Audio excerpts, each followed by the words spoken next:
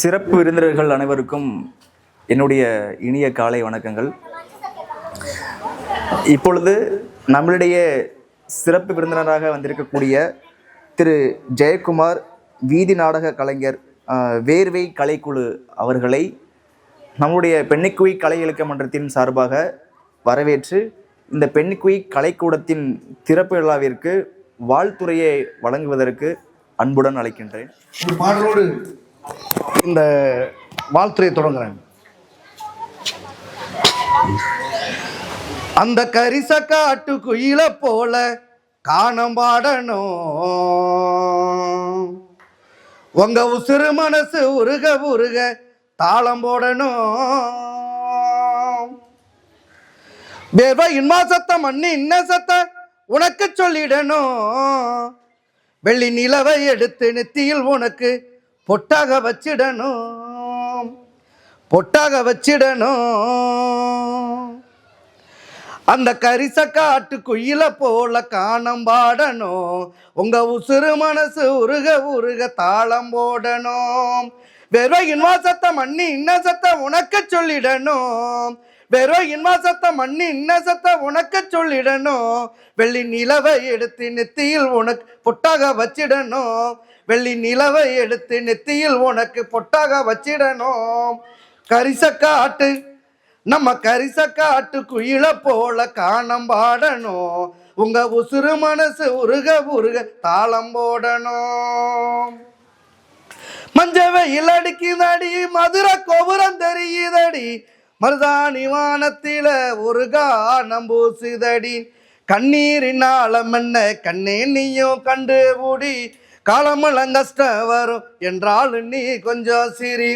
துன்பத்தை தோளுல போட்டு தாளாட்டு பாட்டு படி, துன்பத்தை தோளுல போட்டு தாளாட்டு பாட்டு படி.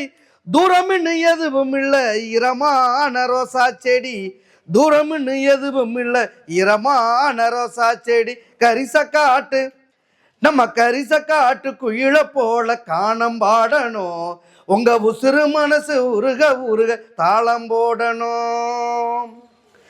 மேகத்தில எத்தனை துளி மெல்ல சொல்லு பட்டண கிளி, சோகத்தையும் தள்ளி வை சொர்க்கமே இந்த புவி.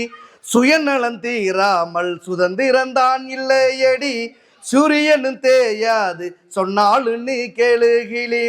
ஆரோடும் பாதையெல்லாம் மணலுண்டு நீக்கவனி, ஆரோடும் பாதையெல்லாம் மணலுண்டு நீக்கவனி. சீரோடு நீ வாழ போராடத்தான் வேணும் இனி, சீரோடு நீ வாழ போராடத்தான் வேணும் இனி. நன்றி. இப்போ முதல்ல நம்ம நகல் எப்போ தெரியும் அப்படின்னா, அருணானந்தர் கல்லூரியில் அவர் படிச்சுட்டு இருந்தார். கலைக்குழு வச்சுட்டு எல்லா இடங்கள்லையும் வீதி நாடகம் பயிற்சிகள் மட்டும் நம்ம இப்போ கொடுத்துட்ருக்குறோம். அப்படிங்கும்பொழுது தான் நகல் அந்த ஒரு டீம் கிடைக்குது. அந்த டீம் கிடைக்கும் பொழுது அந்த நாடக பயிற்சி துவங்கணும். அன்றைக்குமே ஒரு விவசாயி உடைய நிலைப்பாடு எந்த மாதிரி இருக்கும் அப்படின்றத நாங்களே திட்டமிட்டு நாங்களே உட்காந்து ஒரு நாடகத்தை உருவாக்கி, அதாவது கதையை உருவாக்கி அந்த கதையின் அடிப்படையில் நடிப்புகள் எடுத்துகிட்டு கொண்டு போனோம். அதனுடைய விதைச்ச விதைகள் விருட்சமாக இன்றைக்கி அந்தோட டீமோடு சேர்ந்து அவர் பயணிக்கக்கூடிய அந்த குழு எல்லாருடைய செயல்களையும் இன்றைக்கி ஒட்டுமொத்தமாக ஒரு கூட்டு செயல்பாடாக பெண்ணிக்குடைய பெயரில் அந்த கலை இலக்கியம் பாதுகாக்கப்படணும், அது மக்களுக்காக பயன்படுத்தப்படணும் அப்படின்றது இருக்குது. அதாவது பார்த்தோம் அப்படின்னா, கிரேக்கர் காலத்தில் கிரேக்கர் மொழியிலிருந்து இல்லாட்டி இங்கே பிரிட்டிஷ் ஏகாதிபத்திலிருந்து இல்லை இன்னொரு பக்கம் இருந்துன்றதை விட இந்த கலை முதல் கதையிலிருந்து தான் துவங்குது அப்படின்றத ஒரு ஆய்வுகளில் நம்ம சொல்லப்படுறது. நம்ம அப்போ அந்த கதைகள் எங்கேருந்து வந்துச்சு அப்படின்னா, நம்ம கிராமப்புறத்தில் இருக்கக்கூடிய பாமரர்கள்ட்ட தான் வந்திருக்குது அப்படின்னு நம்ம அப்படிப்பட்ட பாமரர்கிட்ட தான் இன்றைக்கி அதை கூட ஒரு முனைவர் பட்டம் எடுக்கக்கூடியது அல்ல அதை ஒரு படிப்பாக எடுத்து கொண்டு போகிறதுன்றது போயிட்டுருக்குறாங்க. ஆனால் இன்றைக்கி கொஞ்சம் கொஞ்சமாக பாரம்பரிய அந்த விடுதலைக்கான கலைகள் அழிக்கப்பட்டிருக்குது. நான் கூட 2023 ஒரு டாக்குமெண்ட்ரி ஃபிலிம் பண்ணேன். நான் லோயலா கல்லூரிகளுக்காக பண்ணப்பட்ட மறக்கடிக்கப்பட்ட கலைகளும் கலைஞர்களும் அப்படின்றத ஒன்று எடுத்துருந்தேன். நல்லா அந்த படம் வந்துருச்சு. ஆனால் கொஞ்சம் கொஞ்சமாக போயிட்டுருக்குது. என்ன காரணம் அப்படின்னா, பாருங்கள், முன்னாடி ஒரு 10 வருஷத்துக்கு முன்னால் ஃபோட்டோ எடுக்கணும்னா தனி கேமரா தேவை, ரெக்கார்டு பண்ணோம்னா அதுக்கு ரெக்கார்டு மிஷின் தனியாக தேவை, ஒரு நோட்டீஸ் எடுக்கணும் பண்ணணும் அப்படின்னா அதுக்கு பேனா நோட் பேடு எல்லாமே தேவை. இன்றைக்கி எல்லாமே சேர்ந்து ஒரு மொபைலுக்குள்ளே வந்துருச்சு. அப்போ அந்த மொபைல் என்ன பண்ணுது அப்படின்னா கிராமப்புற இருக்கக்கூடிய மக்கள் கலைகள் எல்லாத்தையுமே அப்படியே அது காலி பண்ணிடுச்சு. நான் எல்லா நாடகங்களையும் சொல்கிறது உண்டு. ஏன்னா தாலாட்டு அப்படின்றது தாள் அப்படின்றா நாக்குன்னு அர்த்தம். அந்த தாள் சுழட்டி பாடக்கூடிய பாட்டு தான் தாலாட்டு அப்படின்னு. தங்கத்தில தொட்டில் செஞ்சு தாளாட்ட முடியாது, வெள்ளியில சங்கு செஞ்சு பாலூட்ட முடியாது, ஓலை குடிசதாண்டா ஒரு மூளை பாயுதாண்டா, கூழும் கஞ்சியடா குடிச்சு வளர்ந்துக்கடா, ஆரிராரோ ஆரிராரோ ஆரிராரிராரோ ஆரிராரோ ஆரிராரோ அப்படின்னா இளைஞர்களையும் தொட்டியில் தூங்க வைக்கும். ஆனால் இன்னைக்கு குழந்தைய வந்து தொட்டியில் போட்டோன்னே அரைக்கலை எச்சியை மூஞ்சில் துப்பி விட்டு செல்லை எடுத்து ராரா சரசுக்கு ராரான்னு அம்மா தூங்கிட்டேன் நீ போய்க்கிற வேலையை பார்க்கலாம் அப்படின்ட்டு இருக்கிறான்.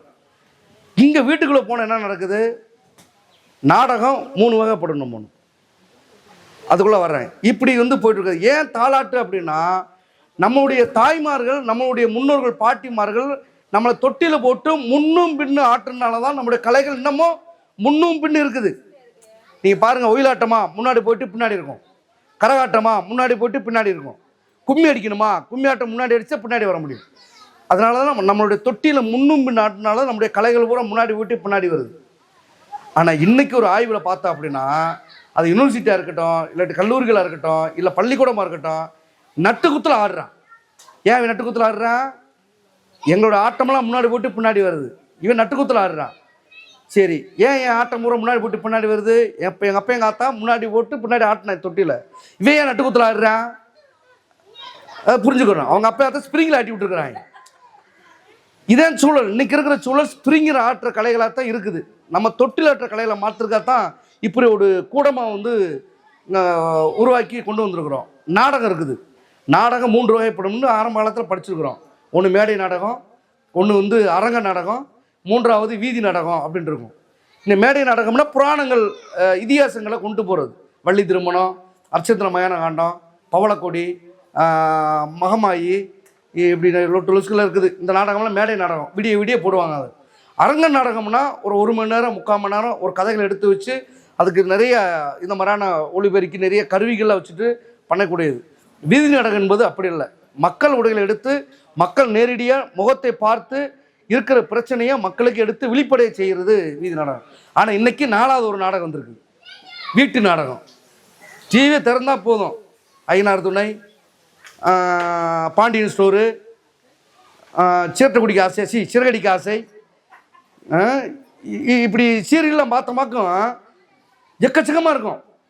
நான் போய் ஒரு 4 வருஷத்துக்கு முன்னால் ஒரு வீட்டுக்கு பத்திரிக்கை கொண்டுக்கு போகிறேன். அது சொந்த தாய்மாம வீடு.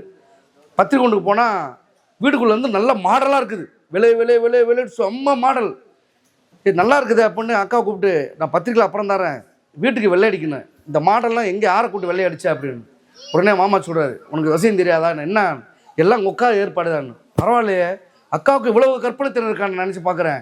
அப்படி இல்லை, இந்த சீரியலை பார்க்க மூக்கச்சுந்த செவத்தில் எரிய. ஒரு நாளைக்கு 4 சீரியல் 5 சீரியல் 5 தடவை 4 செவத்தில் எரிஞ்சு இடத்துக்காக இந்தியா மேப் மாதிரி அப்படியே வளைஞ்சு இருக்குது. இன்னைக்கு இது போயிட்டு இருக்குதா? இப்படிப்பட்ட சிந்திக்க விடாமல் சிரிக்க விடாமல் நம்மளை வந்து மக்களோட மக்களை பழக விடாமல் இருக்கக்கூடிய கலைகள் வெளியில் வந்துருச்சு. ஆனால் நம்ம உடைய மக்கள் கலைகள் இன்னும் அப்படியே இருக்குது.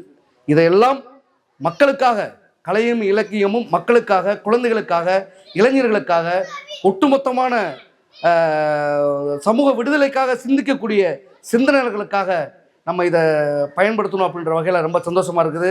இந்த நேரத்தில் வந்து என்ன அப்படின்னா, இந்த பெண்ணிக்கு கலை இலக்கிய மன்றத்தில் நானும் ஒரு உறுப்பினராக, நல்லா புரிஞ்சுக்கணும், ஒரு உறுப்பினராக, ஒரு கலைஞனாக வந்து நான் இன்னையோடு நான் சேர்ந்துக்கிறேன் அப்படின்றதில் நான் இருக்கிறேன். எனக்கு வந்து ஒன்று தேவாவோ இயக்குனராக இருக்கலாம், அதை என்னென்ன அந்த பயிற்சியாளர் இருக்கலாம், இல்லை நகுலுனர் இருக்கலாம், எனக்கு அது அந்த டீம் இருக்கக்கூடிய ஆட்களாக இருக்கலாம். இருந்தாலும் நான் ஒரு கலைஞனாக இதில் வந்து நான் நினைச்சு கொள்கிறேன் அப்படின்றத இருக்கிறேன். மேலும் இந்த மன்றம் வந்து தொடர்ச்சியாக மக்களோட கலையை மக்களுக்காக கொண்டு போகிறதுல என்னுடைய உழைப்பும் இதில் இருக்கும் அப்படின்றத இந்த தருணத்தை சொல்லிக்கிட்டு, சோர்ந்து விட்ட மனிதன் தனக்குத்தானே பகைவன், துணிந்து விட்ட மனிதன் சாவுக்கும் பகைவன் என்று சொன்ன எங்கள் அண்ணன் பகத்சிங் என்றைக்காவது ஒரு நாள் சாகடிக்கப்படலாம், ஆனால் ஒரு பொழுதும் தோற்கடிக்கப்பட மாட்டேன் என்று சொன்ன எங்கள் அண்ணன் சேக்குவாரா. மரம் ஓய்வெடுக்க விரும்பினாலும் காற்று சும்மா விடுதவில்லை அப்படின்னு பகத்சிங் சொன்னார். சாதிதான் சமூகம் என்றால் வீசும் காற்றில் விசம்பர விட்டு சொன்னாரு புரட்சியாளர். இப்படிப்பட்ட பொன்மொழிகளோடு வாய்ப்பளித்தமைக்கு நன்றி. நிறைவு. வணக்கம். சங்க இலக்கியங்கள்ல ஒரு காட்சி வரும். செவிலித்தாய் வந்து தன்னுடைய வளர்ப்பு மகளை வந்து திருமணம் செய்து கொடுத்த இல்லத்துல தன்னுடைய மகள் எப்படி இருக்கிறா, எப்படி தன்னுடைய கணவன் கூட தன்னுடைய குழந்தைகள் கூட வந்து குடும்பம் நடத்துகிறா அப்படின்றத பார்த்துட்டு வரலாம் அப்படின்ட்டு போகும் பொழுது அங்கே அந்த இல்லத்தினுடைய முன்பாக பாணன் வந்து இசைச்சு பாட்டு பாட அதை கேட்டு தன்னுடைய மகளும் மகளின் கணவனும் குழந்தையும் இனிதாக இருந்து மகிழ்ந்து இருந்தார்கள், நல்ல ஒரு இல்லறம் நடத்தினார்கள் அப்படின்ற ஒரு தன்மையை கேட்டு பார்த்து அறிந்து வந்து அதை வந்து நற்றாயிடம் வந்து சொல்லுவா செவிலித்தாய். அப்படின்ற வகையில் நம்முடைய வாழ்வியல் என்பது, குறிப்பாக தமிழர்களுடைய வாழ்வியல் என்பது இசையோடு நாடகத்தோடு கலைகளோடு இலக்கியங்களோடு கலந்த இயற்கையோடு இயந்த ஒரு வாழ்வியல் அப்படின்றத யாராலையும் மறுக்க முடியாது. அந்த வகையில் நம்மளுக்கும் இந்த நிகழ்ச்சிக்கு வந்திருந்து இந்த நாடுகளில் நடக்கக்கூடிய சாதிய வன்முறைகள், ஜனநாயக படுகொலைகள், கொடுமைகள் எல்லாத்தையும் சுட்டி காட்டி தன்னுடைய கலையின் வாயிலாக, பாடலின் வாயிலாக நல்லதொரு வாழ்த்துறையை வழங்கி சென்றிருக்கக்கூடிய அண்ணன் திரு ஜெயக்குமார், வீதி நாடக கலைஞர், வேர்வை கலைக்குழு அவர்களுக்கு நன்றியை தெரிவிச்சுக்கிட்டு, அதோடு மட்டுமல்லாமல் அவரும் இந்த குழுவில் இன்றிலிருந்து உறுப்பினராக பயணிக்கின்றேன் என்ற ஒரு வாக்குறுதியும் அளித்திருக்கின்றார். எங்களுக்கு இனிமேல் எந்த ஒரு ஐயமும் இல்லை, பயமும் இல்லை. ஏனென்றால் சிறுவர்களுக்கு அவர் இருக்கும் வரை கண்டிப்பாக அவரால் எந்த அளவுக்கு முடியுமோ அந்த அளவுக்கு அவரின் திறமையை வந்து இங்கு கொடுத்து செல்வார் என்பதில் நாங்கள் உறுதியாக இருக்கிறோம் என்பதை தெரிவித்துக் கொண்டு, இப்பொழுது சிறப்பு விருந்தினர் அவருக்கு நூல் பரிசளிக்கும் நேரம். நம்முடைய தலைமைக்குழு உறுப்பினரின் தாயார் அண்ணன் ஜெயக்குமார் அவருக்கு நூலை பரிசளிப்பார்.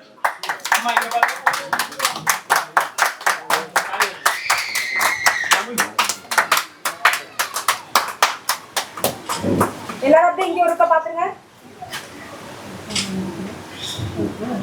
நகுல் இங்க பாருங்க, சரியா எல்லாரும்.